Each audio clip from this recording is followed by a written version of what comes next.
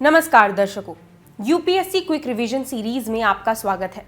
आज हम आधुनिक भारतीय इतिहास के एक बेहद महत्वपूर्ण अध्याय औपनिवेशिक भारत में किसान, मुख्य किसान आंदोलन, आंदोलनों के सामान्य कारण और जनजातीय आंदोलनों पर चर्चा करेंगे। साथ ही यूपीएससी परिप्रेक्ष्य और आंदोलनों की प्रकृति को देखेंगे और अंत में अभ्यास प्रश्नों को भी समझेंगे। ब्रिटिश औपनिवेशिक नीतियों जैसे कि नई भू राजस्व प्रणालियों, वन कानूनों और प्रशासनिक परिवर्तनों ने भारत के पारंपरिक सामाजिक आर्थिक ताने बाने को पूरी तरह प्रभावित किया। इसी के परिणाम स्वरूप 18वीं से 20वीं शताब्दी के दौरान किसानों और जनजातीय समुदायों में व्यापक असंतोष फैला और उन्होंने कई विद्रोह किए। यह आंदोलन हमारे स्वतंत्रता संग्राम का एक अभिन्न अंग है। इन आंदोलनों के कारणों को हम दो भागों में देख सकते हैं।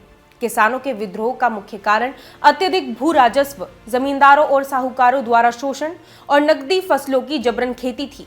वहीं जनजातीय आंदोलनों का कारण बाहरी लोगों, जिन्हें वह दीकू कहते थे, उनका उनके क्षेत्रों में हस्तक्षेप, नए वन कानूनों द्वारा उनके परंपरागत अधिकारों का हनन और उनकी संस्कृति पर हो रहा प्रहार था। इसी पृष्ठभूमि में 1859 में बंगाल में नील विद्रोह हुआ, जो यूरोपीय बागान मालिकों के खिलाफ था। इसके बाद पाबना में जमींदारों के खिलाफ विद्रोह हुआ। किसानों के विद्रोह की श्रृंखला में अगला महत्वपूर्ण विद्रोह महाराष्ट्र में हुआ, दक्कन विद्रोह। यह गुजराती और मारवाड़ी साहूकारों के खिलाफ था। इसके बाद अवध क्षेत्र में एका आंदोलन हुआ, जो लगान में अत्यधिक वृद्धि के खिलाफ था। 1921 में केरल के मालाबार तट पर मोपला विद्रोह हुआ, जो मुस्लिम काश्तकारों का हिंदू जमींदारों और अंग्रेजों के खिलाफ एक बड़ा विद्रोह था। हालांकि बाद में इसने सांप्रदायिक रूप ले लिया था। अब बात करते हैं जनजातीय आंदोलनों की। इनमें सबसे प्रमुख है 1855 से 1856 का संथाल विद्रोह। यह विद्रोह दिकुओं यानी भारी लोगों और ब्रिटिश शासन के खिलाफ था।